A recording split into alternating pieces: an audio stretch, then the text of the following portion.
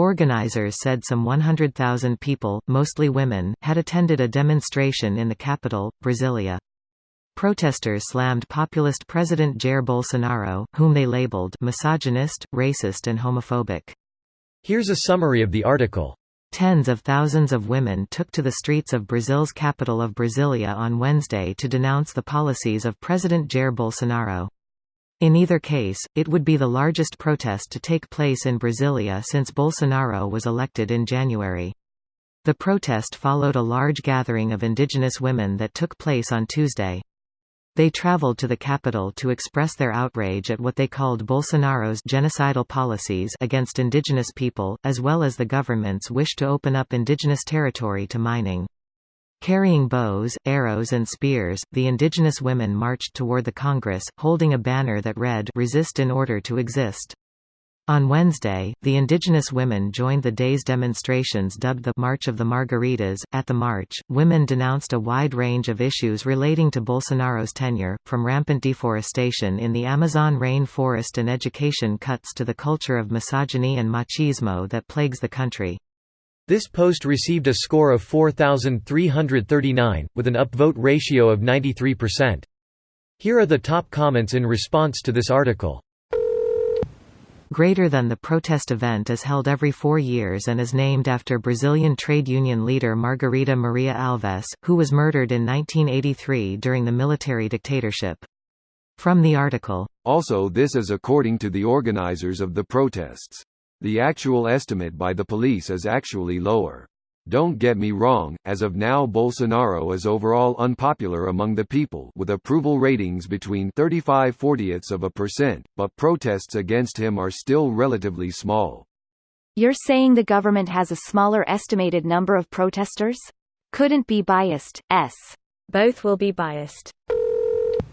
Stop all the slamming. One summer as part of a grant's funding I was tasked with manually scraping old Chitrib, NYT, WAPO, etc. political articles dating back to the 1910s. Unfortunately, the most common headline, ubiquitous throughout history, is something to the effect of politician slams other politician, legislation, decries corruption, partisanship. Politicians have been slamming each other since before you were born. And it's not going away. My dad hated TV reporters saying a politician blasted somebody or something, one of his few crochets that were arguably sane. He is the definition of human trash.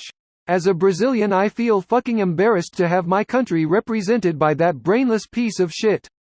Not brainless, he just knows what to do to appeal to your average brain dead, fundy Brazilians.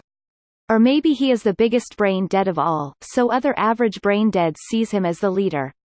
Someone like that would never make it up the ranks of politicians. Many people don't realize how competitive the field is and how easily you can get screwed by someone else. Being a high-ranking politician means stepping on eggshells constantly. You say that, but the state of world politics seems to disagree. Wasn't 100,000 people at all. As a Brasilia resident, saw all the protest from the window of my work and it wasn't never 100k people. It's saying that it was 20k. People like to lie here.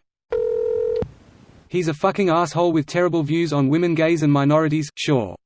But what's he's doing to the Amazon is far more problematic than his shitty views on people. Where are those protests? This protest was against the indigenous genocide, because big landowners kill activists indigenous people to spread fear and take their lands.